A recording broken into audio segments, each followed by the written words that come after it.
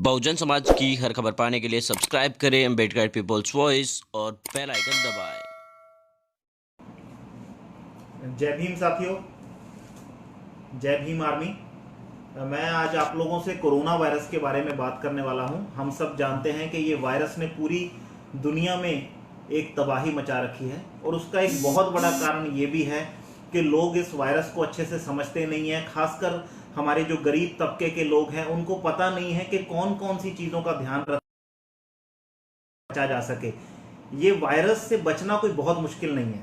सबसे पहले तो इसके लक्षणों का ध्यान रखना जरूरी है। इसके 3 महत्वपूर्ण जो मेन लक्षण हैं, जो ज़्यादातर मरीजों में मतलब 70 से 80%, अगर 10 में 10 मरीजों को होगा तो उसमें से 8 में ये लक्षण दिखेंगे।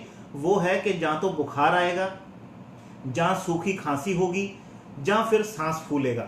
ये 3 बहुत महत्वपूर्ण लक्षण हैं। उसके अलावा और भी कई लक्षण होते हैं, जैसे बहुत कमजोरी जैसा लगना या फिर कोई काम करने का मन नहीं करना, जहाँ उसके साथ साथ दस्त लग जाने, जहाँ उसके साथ साथ और भी के लक्षण हैं, जैसे कई बार हाथों पे रैशेज। और ये लक्षण जो है ये इतने इंपॉर्टेंट नहीं है, लेकिन बुखार, खांसी और सांस फूलना, इनको पूरे अच्छे से ध्यान रखना है। और अगर आसपास किसी में भी ये लक्षण दिखते हैं तो सबसे पहले तो उसे तुरंत आइसोलेट कर देना है, बाकी घर वालों से और बाकी समाज से उसे एक कमरे में आइसोलेट करना है। और अगर ये लक्षण और ज़्यादा गहरे होते जाएं तो नज़दीकी स्वास्थ्य केंद्र में जाके और जांच करवानी है। बाकी इसमें प्रिवेंशन के, अगर मतलब मैं ये कहूँ आप कैसे अपने आप को सुरक्षित रख सकते हो, तो उसके भी एक कायदे कानून है। कायदे कानून में सबसे पहली चीज़ है फिजिकल डिस्टेंसिंग रखनी है। फिजिकल डिस्टेंसिंग का मतलब होता है कि 6 फुट की दूरी रखनी है एक इंसान से दूसरे इंसान में। ये वायरस इंसान से इंसान में जाता है और ये वायरस की जो कूद है, जो मैक्सिमम ये खांसी में या छींक में ये मैक्सिमम जा सकता है, वो 6 फुट तक जा सकता है। तो आपने 6 फुट की दूरी इंसान से बना के रखनी है। उससे नजदीक में नहीं आना है। ये तो है पहली चीज, इसका ध्यान रखना है। दूसरी चीज जो सबसे ज्यादा इंपॉर्टेंट है कि अगर आपने, अब ये हो गया कि चलो इन्फेक्शन वाला कोई मरीज है, उससे आपने दूरी बना ली, लेकिन अगर कोई इन्फेक्शन वाले मरीज ने कहीं छींक दिया, खांस दिया, और वो वायरस जो है वो किसी टेबल पे है या गिलास पे है या दरवाजे के नॉब पे है, किसी ऐसी जगह पे है, आपने उनको जैसे ऐसे हाथों से उनको टच कर लिया और उसके बाद वही हाथ आपने अपने नाक, मुंह या कान पे लगा लिए, तो भी आप इस इन्फेक्शन को ले सकते हो। मतलब 2 तरीके हैं। पहला डायरेक्ट, जब सीधा मरीज ने आपके मुंह पे छींका या खांसा। दूसरा तरीका, जब आपने हाथ लगा लिया किसी ऐसे सरफेस को जहां पे इन्फेक्शन है और वो आपने अपने मुंह पे या नाक पे या कान पे लगा लिया।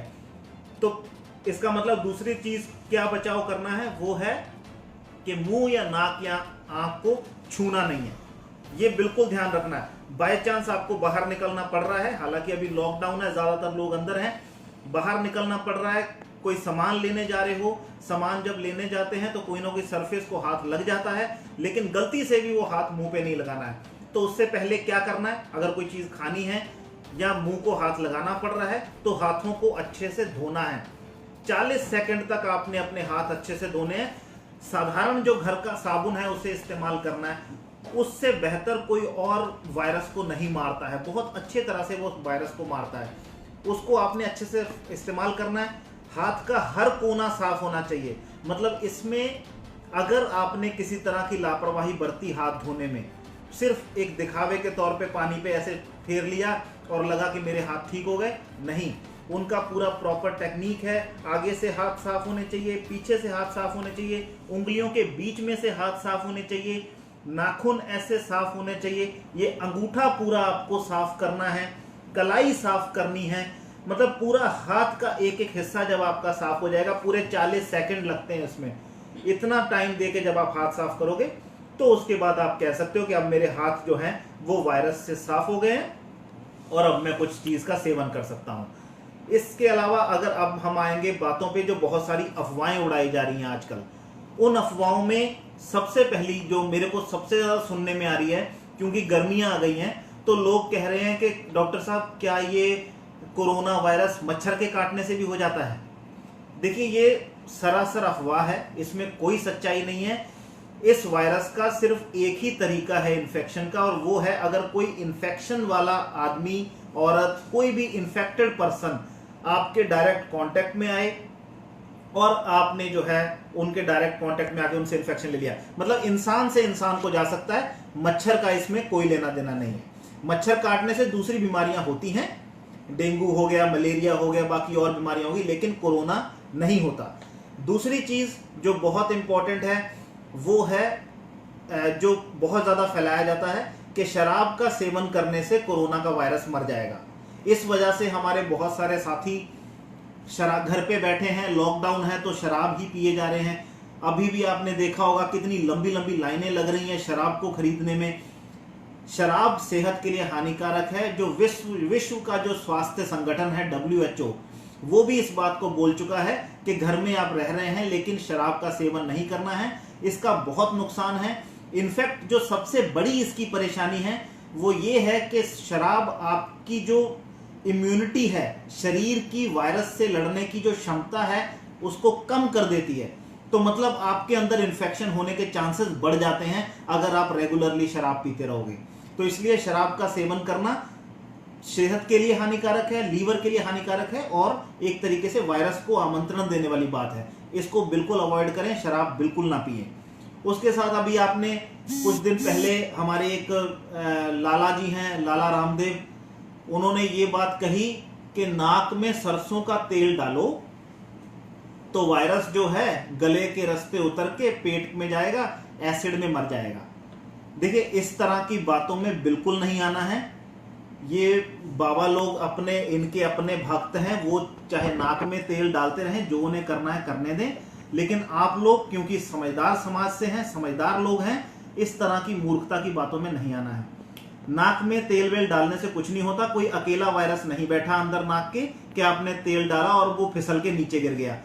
वायरस जो है उसका अपना एक तरीका है इन्फेक्शन करने का, वो इन्फेक्शन करता है। लेकिन अगर आपने जो मैंने पहले बातें बताई उसको फॉलो कर रहे होंगे तो आप तक ये वायरस नहीं पहुंच पाएगा। लेकिन ये फालतू में अपना नाक वाक चोक करने की जरूरत नहीं है। उसके अलावा अभी हमने एक और चीज जो सुनने में आई, जो हमारे माननीय प्रधानमंत्री जी ने भी उसके बारे में बहुत बात की कि कुछ आयुर्वेदिक दवाइयां अभी आ गई हैं, उसको कहते हैं सुबह शाम उसका काढ़ा बना के पियो, या फिर कह रहे हैं कि चाय के डिप्स में बना के पियो। उन दवाइयों को, आयुर्वेदिक दवाइयां हैं, उससे उनका कहना है कि उससे इम्यूनिटी बूस्ट होती है। देखिए, मैं एक डॉक्टर हूं, मैंने कम से कम भी 15 साल डॉक्टरी की पढ़ाई करी है। मैंने तो आज तक ये शब्द नहीं सुना इम्यूनिटी बूस्ट करना। प्रधानमंत्री जी ने कहां से सुना है मुझे पता नहीं, लेकिन ये है कि इम्यूनिटी बूस्ट जैसी कोई चीज नहीं होती। इनफैक्ट अगर ज्यादा इम्यूनिटी हो जाए शरीर में तो उसकी भी बीमारियां हैं। तो इसलिए इम्यूनिटी बूस्ट कुछ नहीं है, लेकिन हाँ, इम्यूनिटी का एक बैलेंस होता है। बैलेंस का मतलब सबसे पहले तो इम्यूनिटी, बैक्टीरिया का इन्फेक्शन हो गया तो मेरा शरीर उसके खिलाफ लड़ता है और लड़के उस वायरस और बैक्टीरिया को मार देता है और मेरे शरीर को सुरक्षित कर देता है। इसको बनाने के लिए जो सबसे बेहतरीन चीज है वो है, पहली चीज फिजिकल एक्टिविटी। रोज कम से कम आधा घंटा व्यायाम करना है। हाँ, पता है कि सब लोग घरों में हैं, तो घरों में ही किसी तरीके से आप जो है थोड़ा तेज चलने की कोशिश कर ली, या कोई और पैटर्न जो अपनाते हैं उनको कर लीजिए, लेकिन जहाँ योगा कर लीजिए। घर में किसी तरह से अपना एक्टिविटी आधा घंटा एटलीस्ट आपने फिजिकल एक्टिविटी करनी है। दूसरी चीज, आपने पौष्टिक आहार खाना है। कोई भी तली हुई, मसाले वाली गलत चीजें, ऐसी चीजें नहीं खानी है। शुद्ध जो सब्जियां हैं, फल हैं, उनको खाइए। नॉनवेज खाना चाहते हैं तो नॉनवेज भी खाइए, अंडा खा सकते हैं, जो आपको पसंद है वैसी, मतलब जो चीजें पौष्टिक आहार दें। ये दो चीजें ही आपकी इम्यूनिटी को स्ट्रांग रख सकती हैं, फिजिकल एक्टिविटी और अच्छा खाना। उसके अलावा बाकी काढ़ा वाड़ा पीना, ये सब चीजों का कोई ताल्लुक नहीं है। उसके अलावा एक और जो चीज बहुत ज्यादा अफवाह उड़ाई गई, जिसका हमें डॉक्टरों को सबसे ज्यादा क्षति हुई या सबसे ज्यादा बुरा लगा, जो चेन्नई में हुआ था कि हमारे डॉक्टर साहब को वहां पे दफनाने तक नहीं दिया गया उनकी मौत के बाद, क्योंकि एक अफवाह थी लोगों के दिलों में कि अगर डेड बॉडी को वहां पे दफनाया जाएगा तो उससे सारे इलाके में इन्फेक्शन फैल जाएगा। ये बिल्कुल गलत है। डेड बॉडी कोई बहुत कोई ज़्यादा इन्फेक्शन का रिस्क नहीं पोज करती। ऐसा नहीं है कि हम शमशान घाट में उनको जलाते हैं या कब्रिस्तान में दफनाते हैं तो उससे कोई इन्फेक्शन के रिस्क ज़्यादा हैं, ऐसा कुछ नहीं है। जब बॉडी मिलती है तो बहुत अच्छे से प्लास्टिक में रैप करके, ऊपर से एक चादर में रैप करके, उसे सैनिटाइज करके मिलती है।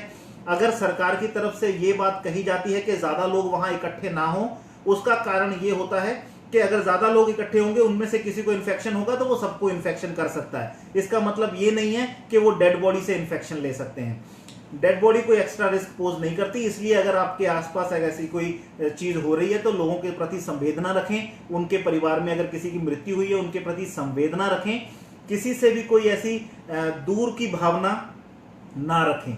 और जितने भी आपके आसपास डॉक्टर्स रहते हैं, हेल्थ केयर वर्कर्स हैं, चाहे नर्सेज हैं, स्वीपर हैं, अस्पतालों में काम करने वाले हैं, उनके प्रति अपनी जो संवेदना है वो व्यक्त करें, उनका साथ दें। वो इस वक्त बहुत एक ऐसे समय से जूझ रहे हैं जहां वो दिन रात अस्पताल में भी परेशान है। अगर यहाँ पे घरों में आप उनके साथ देंगे, उनकी मदद करेंगे तो उनको भी बहुत अच्छा लगेगा।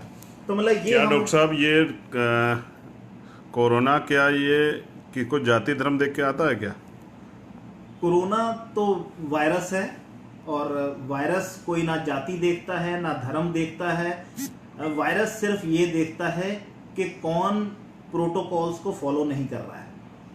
वो प्रोटोकॉल्स हैं जो जिस तरह से बताया जा रहा है कि भाई यहाँ मुसलमान कोरोना फैला रहे हैं, यहाँ या कोई स्पेशल लोग कोरोना, ऐसा भी कुछ हो सकता है क्या? ये देखिए भाई, मैं आपको बता देता हूँ कि हिंदुस्तान का जो हेल्थ केयर सिस्टम है, इसको इंटेंशनली मतलब जानबूझ के बर्बाद किया गया है, जानबूझ के प्राइवेट को सहारा दिया गया है और इतना बेच दिया है आज हेल्थ केयर को कि आज अगर इलाज की बात की जाए तो हमारे पास कुछ है ही नहीं। जब इलाज के लिए हमारे पास कुछ नहीं है तो अल्टीमेटली आपको एक बलि का बकरा चाहिए जिसके सर पे आप सारा का सारा ठीकरा मर सको कि इनकी वजह से इतनी जाने गई हैं, नहीं तो हम बचा लेते।